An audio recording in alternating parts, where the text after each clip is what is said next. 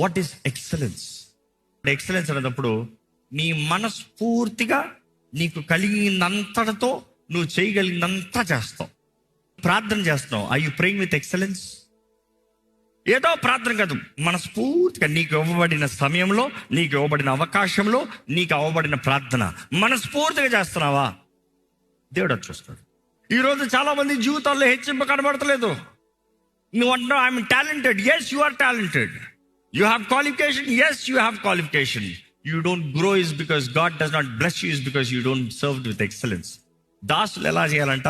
యజమానులు చూస్తున్నారని కాదు, దేవుడు చూస్తున్నాడని పని చేయి. నీకు ఇవ్వబడిన సమయం, నీకు ఇవ్వబడిన పని, చిన్నదో పెద్దదో ఏదైనా సరే పూర్ణ మనసుతో సంపూర్ణంగా చేయి. ఈరోజు మీ చేతుల్లో పని ఎలా ఉంది? మీరు జరిగించేది ఎలా ఉంది? God never asked us to be perfect. He asked us to be holy.